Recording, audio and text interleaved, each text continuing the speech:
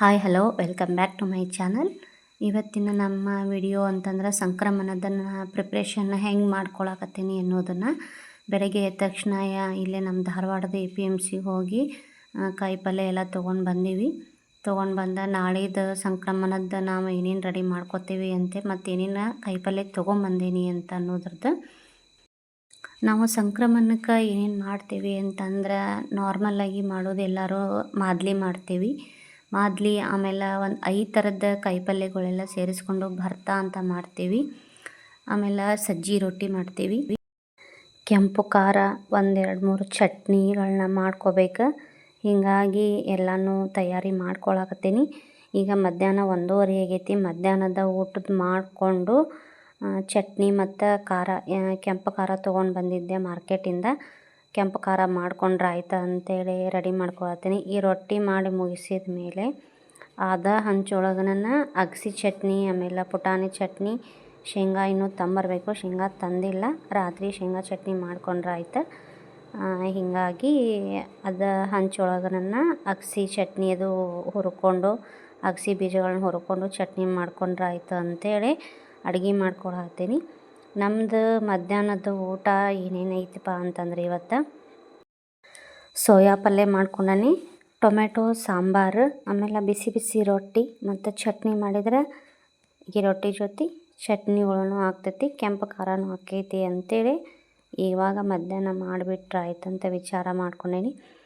ಆಮೇಲೆ ಮಾದಲಿನೂ ರೆಡಿ ಮಾಡಿಟ್ಟೀವಿ. ಸಜ್ಜಿ ರೊಟ್ಟಿ ಅಂತೂ ನಾವು ಮಾಡೋಂಗಿಲ್ಲ, ಹೊರಗಿಂದನೇ ತರಿಸ್ಕೊತೀನಿ ಸಜ್ಜಿ ರೊಟ್ಟಿನ.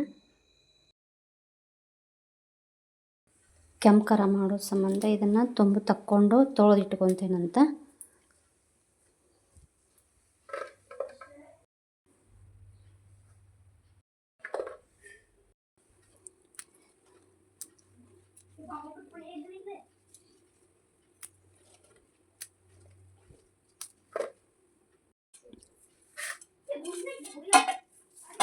ಈಗ ನಾ ಎಲ್ಲ ತುಂಬ ತೊಗೊಂಡಿನಿ. ಇದನ್ನು ನೀಟಾಗಿ ತೊಳೆದು ಸ್ವಲ್ಪ ಹೊತ್ತು ಇಡ್ತೇನಂತ, ಆಮೇಲೆ ಹುರ್ಕೋಬೇಕು.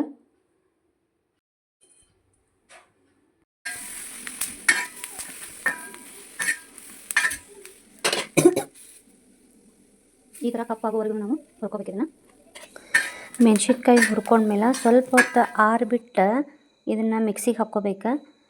ಹುರಿದಿದ್ದ ಮೆಣಸಿನ್ಕಾಯಿನ ಕರಿಬೇವು, ಕೊತ್ತಂಬರಿ, ಅಲ್ಲ, ಬೆಳ್ಳುಳ್ಳಿ, ಹುಣಸೆ ಹಣ್ಣಿನ ರಸ, ಆಮೇಲೆ ಒಂಚೂರು ಉಪ್ಪು, ಜೀರಿಗೆ ಎಲ್ಲವನ್ನೂ ಹಾಕ್ಕೊಂಡು ಸ್ವಲ್ಪನೂ ನೀರು ಹಾಕಬಾರ್ದು. ಇದಕ್ಕೆ ನೀರು ಮಿಕ್ಸ್ ಮಾಡಿದ್ರೆ ಭಾಳ ದಿನ ಇದು ತಡೆಯಂಗಿಲ್ಲ, ಕೆಟ್ಟುಬಿಡ್ತೈತಿ. ಹಾಗಾಗಿ ನಾವೆಷ್ಟು ಹುಣಸೆ ಹಣ್ಣಿನ ರಸ ಹಾಕ್ಕೊಂಡಿರ್ತೀವಲ್ಲ ಅಷ್ಟನ್ನು ಹಾಕಿ ಮೆಣಸಿನ ಹಣ್ಣಿನ ಬೀಜಗಳು ಒಂಚೂರು ಇರಬಾರ್ದು. ಆ ಟೈಪ್ ನಾವೇನು ಮಾಡಬೇಕು, ಇದನ್ನು ಮಿಕ್ಸಿಗೆ ಹಾಕ್ಕೊಂಡು ರುಬ್ಕೋಬೇಕು.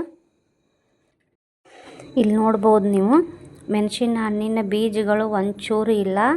ನೀಟಾಗಿ ನಾವು ರುಬ್ಕೊಂಡಿವಿ ಅಂತಂದ್ರೆ ಖಾರ ಭಾಳ ದಿನ ತಡಿತೈತಿ. ನಾವು ಎಷ್ಟು ದಿನ ಆದರೂ ನಾವು ಸ್ಟೋರ್ ಮಾಡಿಕೊಂಡು ತಿನ್ಬೋದು ಇದನ್ನು. ಸಜ್ಜಿ ರೊಟ್ಟಿ, ಕಟಕ್ ರೊಟ್ಟಿಗಳಿಗೆ ನಮಗೆ ಶೇಂಗಾ ಚಟ್ನಿ, ಅಗಸಿ ಚಟ್ನಿ ಅಥವಾ ಪುಟಾಣಿ ಚಟ್ನಿ ಇದು ಬಿಟ್ರಂತ್ರಿ ಸೈಡ್ ಪಲ್ಯ ಏನೂ ಬೇಕಾಗೋದಿಲ್ಲ. ನಾನಿಲ್ಲೇ ಪುಟಾಣಿ ಚಟ್ನಿ ಮತ್ತು ಅಗಸಿ ಚಟ್ನಿ ಮಾಡಿಕೊಂಡು ಸೆರಾಮಿಕ್ ಡಬ್ಬಿ ಒಳಗೆ ಸ್ಟೋರ್ ಮಾಡಿ ಇಟ್ಕೊಳತ್ತೀನಿ. ಇದೆಲ್ಲ ನಾಳೆ ಸಂಕ್ರಮಣದ ತಯಾರಿ ನಡೆಸಾಕತ್ತೀವಿ. ಎಲ್ಲ ಕಾಳುಗಳನ್ನು ಸುಲಿದಿಟ್ಕೋಬೇಕು. ಇನ್ನೂ ಕಡಲೆಕಾಳು ಸುಲಿದಿಟ್ಕೊಳ್ಳೋದು ಐತಿ. ಸೊ ಈ ಒಂದು ಪ್ರಿಪ್ರೇಷನನ್ನು ಹೆಂಗೆ ಮಾಡ್ಕೊಂಡಿದ್ದೀನಿ ಅನ್ನೋದನ್ನು ನಾನು ನಿಮ್ಗೆ ತೋರಿಸಿದೆ. ಈ ಒಂದು ವಿಡಿಯೋ ಇಷ್ಟ ಆಗಿದೆ ಪ್ಲೀಸ್ ಸಬ್ಸ್ಕ್ರೈಬ್ ಮಾಡಿರಿ. Thank you so much.